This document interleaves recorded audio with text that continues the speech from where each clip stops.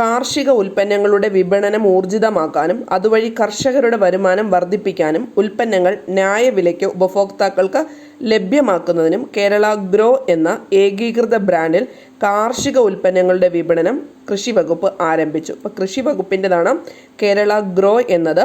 കാർഷിക ഉൽപ്പന്നങ്ങളുടെ വിപണനം ഊർജിതമാക്കാനും കർഷകരുടെ വരുമാനം വർദ്ധിപ്പിക്കാനും ഉൽപ്പന്നങ്ങൾ ന്യായവിലയ്ക്ക് ഉപഭോക്താക്കൾക്ക് ലഭ്യമാക്കുന്നതിനും വേണ്ടിയിട്ടുള്ള ഏകീകൃത ബ്രാൻഡിൻ്റെ പേരാണ് കേരള ഗ്രോ എന്നത്.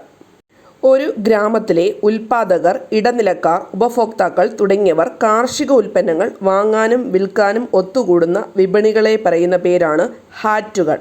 ഉൽപ്പാദകർ, ഇടനിലക്കാർ, ഉപഭോക്താക്കൾ തുടങ്ങിയവർ കാർഷിക ഉൽപ്പന്നങ്ങൾ വാങ്ങാനും വിൽക്കാനും ഒത്തുകൂടുന്ന വിപണികളാണ് വില്ലേജ് ഹാറ്റുകൾ.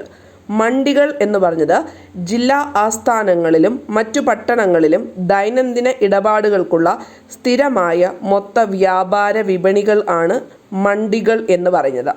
ജില്ലാ ആസ്ഥാനങ്ങളിലും മറ്റു പട്ടണങ്ങളിലും ദൈനംദിന ഇടപാടുകൾക്കുള്ള സ്ഥിരമായ മൊത്ത വ്യാപാര വിപണികൾ ആണ് ഇവ മണ്ടികൾ. ഫെയർ അല്ലെങ്കിൽ മേളകൾ മതപരമായ ഉത്സവങ്ങളുടെ സമയത്തോ പ്രാദേശികമായ ഉത്സവങ്ങളുടെ സമയത്തോ മാത്രം തീർത്ഥാടന സ്ഥലങ്ങളിലും പ്രധാന കേന്ദ്രങ്ങളിലും നടത്തുന്ന വിപണികൾക്ക് പറയുന്ന പേരാണ് മേളകൾ. ഇതെല്ലാം പ്രാഥമിക വിപണികൾക്ക് ഉദാഹരണം ആണ്. വില്ലേജ് ഹാറ്റുകളും മണ്ടികളും ഫെയർ, മേളകൾ എല്ലാം പ്രാഥമിക വിപണികൾക്ക് ഉദാഹരണം ആണ്.